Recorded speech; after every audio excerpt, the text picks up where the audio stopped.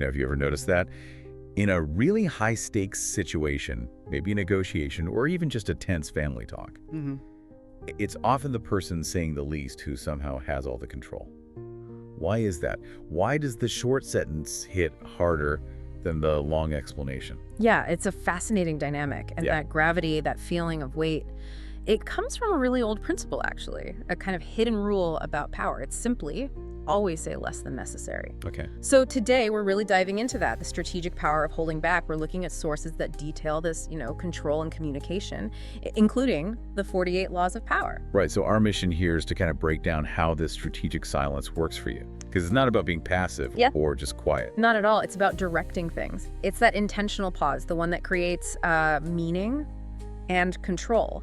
Silence really can be leverage. Okay, leverage. So how does that work? What's the actual mechanic? Well, the core of it is psychological. It's about projection. See, when you deliberately say less, you create a kind of vacuum. Yeah, and humans generally hate uncertainty, right? So they instinctively rush to fill that gap.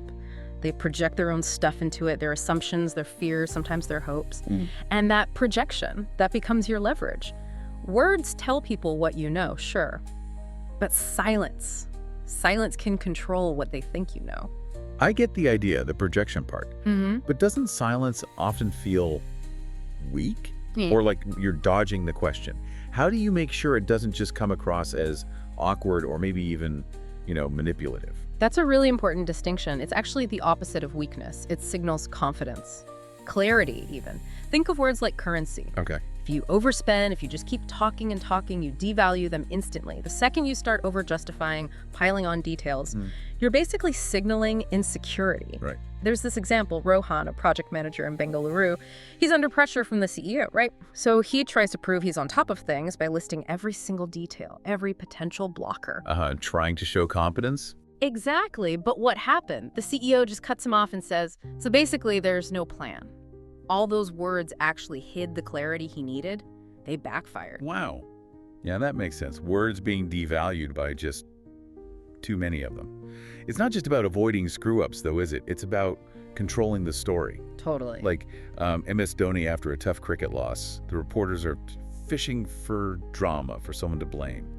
But his response, super minimal. Yeah, I remember that. They played better today, we'll adjust. That's it. He gives them nothing extra to grab onto, no emotional fuel. He just controls the frame with that quiet brevity. It forces the narrative back to competence, not making excuses. And that connects directly to negotiation, doesn't it? The person who breaks that uncomfortable silence first, they often give something away, they yield the frame. So strategic silence uses that human dislike of uncertainty, that need for closure. Precisely. We want to end the uncertainty, so we sometimes end up bargaining against ourselves just to fill the quiet. Like that old Delhi sari shop example you mentioned.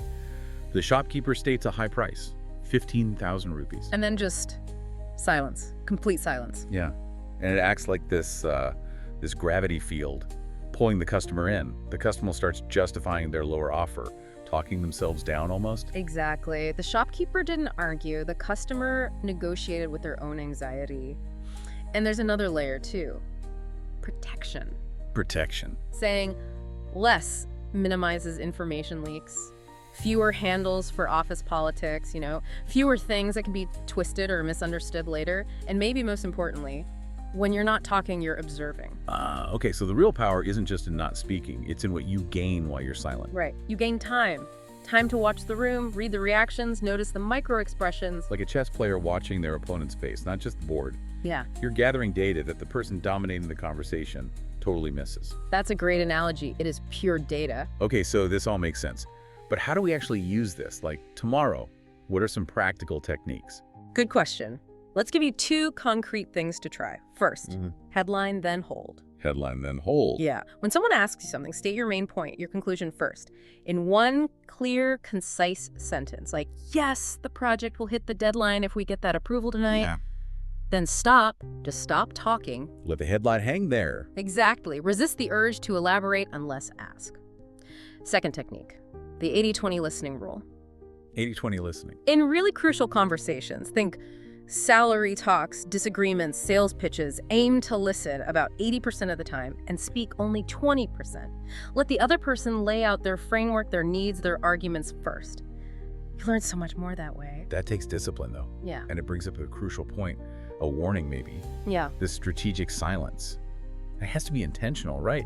And based on actually knowing your stuff, it's not the same as just stonewalling someone. Absolutely not. That's a critical distinction. Stonewalling is, it's emotional withdrawal. It's avoiding responsibility, like putting off a fight you know needs to happen. It's passive-aggressive, often. Right. Strategic silence is the opposite. It's an active communication tool. You use it when you are prepared, when you are competent, and you're making a conscious choice to control the interaction, rather than just reacting emotionally. So wrapping this up then, mastering saying less isn't just about external power, like in a meeting.